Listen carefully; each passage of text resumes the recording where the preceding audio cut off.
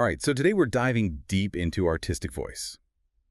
We've got excerpts from Lisa Congdon's Find Your Artistic Voice. She interviews a bunch of artists, really gets into the concept. Our mission today, figure out what artistic voice really asks. IS. Not just style, why it matters so much, and how you can find your own. Whether you're a pro or just starting out, get ready for some wild stories, practical advice, maybe even some aha moments along the way. I think a lot of people think voice is just about style. It's way deeper than that, don't you think? Totally. That's where so many people get tripped up. It's like thinking a chef's signature dish is just about plating. So much more behind the scenes, right? Definitely. Lisa Congdon breaks it down. Artistic voice has key components: style, skill, subject matter, medium, and consistency. Each piece is important. It shapes that unique fingerprint you have in your work. Let's break it down, starting with style. It's that first impression, the visual language you use. The look and feel, how you use line, shape, color, texture. But it's even deeper. Lisa talks about Maya Hayuk. She does those huge geometric murals. Her style is rooted in Ukrainian folk art. Subconscious influences make your work yours. I love that example. It goes back to voice being more than just style. Understanding Maya Hayek's voice means understanding her context, those deeper meanings, not just mimicking how it looks. Exactly. Speaking of mimicking, what about skill? The idea of skill has evolved. It's not just about photorealism now. Like Chantel Martin, she does these fluid black and white line drawings. There's mastery there, intention in every stroke. That's skill. Not traditional rendering, though. Skill is executing your vision with precision. It doesn't matter what your vision is. It's about making creative choices confidently. I remember reading about an artist in the book. She only uses 7 colors in all her work. Sticking to that specific palette, that takes discipline and skill. Yeah, and what you choose to portray. The subject matter, that's huge for artistic voice.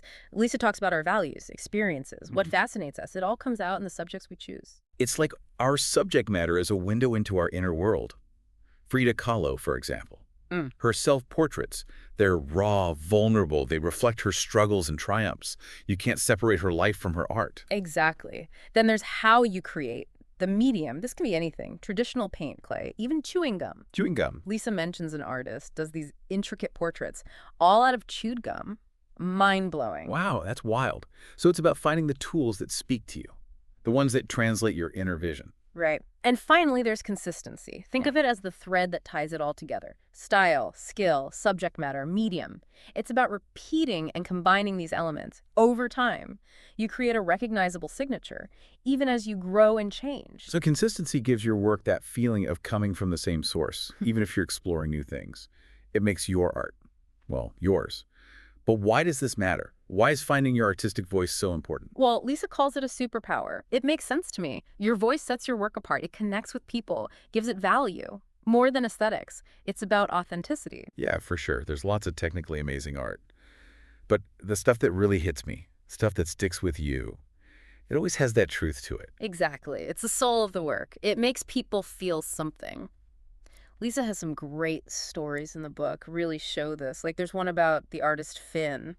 Incredible story. Oh, yeah. Finn, right. He talks about how medication for depression had actually unlocked his art, started doing these super personal pieces, and then he ends up designing for Lady Gaga. Isn't that wild? Shows you how powerful voice can be. Connecting with people, even on a huge scale. There's also Danielle Crisa, the jealous curator. Her story really stuck with me. She was told in art school her work shouldn't be funny. So she hid that part of herself, trying to be serious. It's the humor that makes her successful, right? Yeah. Sometimes what makes you different is your strength. Totally. Trying to fit in when you don't belong. Got to embrace what makes you you. But how do we find our voice? It's not like we're born with it. Is there a map or something? Lisa says it's a journey, not a destination. It's a cycle. You go through different phases over and over. And it all starts with that spark, that first inspiration, when you realize you want to create. I get that. And I think it's important to remember that spark. When you hit those roadblocks, you start doubting yourself. You got to hold on to that excitement, that pure joy of creation. It can't just be a spark, though, right? Well, you yeah. need that desire to keep going, even when it's hard. That's where it gets tough. Life gets in the way, Why? Yeah. Busy, comparing yourself to others. Keeping that creative fire burning is hard. So many people struggle with that. Lisa says you got to embrace risk, experimentation, try new things, make mistakes, embrace the suck, she calls it. It's not always pretty, but that's where you grow. That's so true. People are scared to fail. Like, everything has to be perfect. Mhm. But failures teach you so much. You can't make an omelet without breaking eggs. Gotta get messy. Push boundaries. But then there's the self-doubt. That voice that says you're not good enough. Well, Lisa says you got to reframe it. Turn doubt into questions. Instead of, why am I doing this? Ask, what can I learn? What can I try differently? I like that. Turn your critic into something curious. Questions are good. It's what you do with them that matters. Exactly. And if you work through those doubts, keep pushing, you might reach that creative flow state. You know what I mean? Being in the zone, time disappears, ideas just flow. Like a good kind of trance. Right. Right. Lisa has tips for that, like routines. Find time to create consistently. Set goals, even small ones. Give your sessions a purpose. And prompts. Use things to spark your imagination. Nice. Setting yourself up for success. We gotta talk about influence. There's so many images and ideas everywhere. How do we not just copy? It's tricky. Lisa has a whole chapter on it. Influence is unavoidable, but it's also good. We're always taking in information. It's what you do with it. So copying is bad, but inspiration's important, right? Where's the line? One tip is to go deeper. Don't just save images. Research the artists you like. Understand their process, their journey, their WHY. See the whole picture, not just the surface. Yeah, Lisa even says to try copying, but as a learning tool. Use it to understand technique. Break down a style you like. BUT. Honor the original artist. Don't steal their work. So it's like dissecting and analyzing, then using what you learn in your own way. Like we said before, showing up and practicing. Lisa's big on this. It's not about talent. It's about the work you put in. Absolutely. Make time for your art. Even if it's just a few minutes a day, showing up can be lots of things. Studio time, workshops, connecting with other artists, even just looking at art out in the world. Make creativity part of your life. And then practice. Really honing your skills. Pushing yourself. Lisa talks about making piles of work to close the gap between your taste and ability. I love that. Piles of work. It's about quantity and equality. The more you do, the more you experiment, the better you get. And sometimes those boring parts, the stuff that feels like work, that's where the breakthroughs happen. Embracing the monotony. Embracing the monotony. Doesn't sound very creative. I know, right? We're supposed to be passionate. Find that spark. But what about when we're not feeling it? When it's just a grind? Being creative isn't always glamorous. Sometimes you just got to do the work, even when it's boring. Those boring times can be good, though. Think about pottery. Centering clay on the wheel. It's the same thing over and over. But you got to do it to make a good piece. So it's about finding those little insights in the routine. Like maybe those repetitive tasks help clear your mind, and then the new ideas come. Lisa talks about a well. You got to keep drawing water, even when it feels empty. Eventually, it fills up again. Ooh, I like that. And it reminds me of what Lisa says about challenges. Like, she decided to only use blue for a whole year, made over 75 pieces. Limitations can make you more creative. For sure. No limits can be overwhelming. It makes you think in new ways. You just focus on what's in front of you. That's a good tip if you're feeling overwhelmed. Speaking of limits, Lisa talks about mindful attention, being present, noticing details, training yourself to see. That's huge for artists. Really seeing. Being observant, curious, open to new things. Lisa finds inspiration on walks, just looking around. Bring that creative eye to everyday life. Find inspiration anywhere. Then you need alone time to create. Get into that flow state. Yeah, being alone is important. It gives you space to think, explore your ideas without distractions. Not all alone though, right? Lisa talks about feedback too.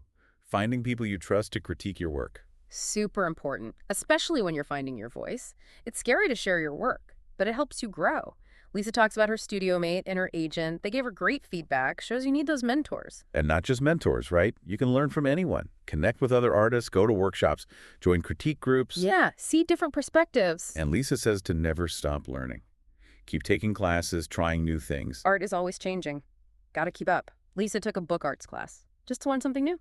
Stay curious. Be a beginner. Always open to new things. That's what brainstorming is all about, right? Lisa talks about that. Intentional and spontaneous brainstorming.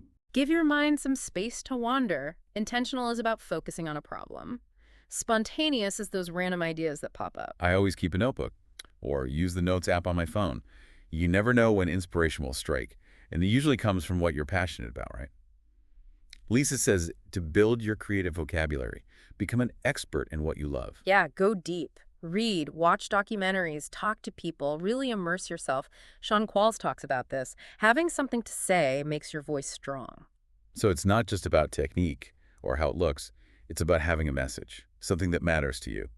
Lisa also talks about supporting other artists. Go to events, be part of the community. We're all in this together. Learn from each other, inspire each other, be open to everything, good and bad. It all makes you a better artist. Lisa says being open to experience is key for creative people. Be curious, adventurous, try new things. And Lisa says, we're the boss of our own work. Yeah, you make the rules. Experiment. Find your process. There's no right way to do it. That's freeing, right? You don't have to fit in. You can just be you. But there's a big thing that trips people up, Lisa talks about in the last chapter. Fear. Yeah, fear is always there. Fear of failure, fear of what people think, even fear of success. It can stop you from doing anything. Lots of people feel that. Worrying about what others think, not believing in yourself. But Lisa's got good advice. She says fear is normal. It's okay to be scared. She says it comes from wanting to be perfect, thinking you have to have it all figured out. But that just keeps you from doing anything. Waiting for the perfect moment. It never comes. Lisa says, just start. Even if you don't know where you're going. It's going to be messy.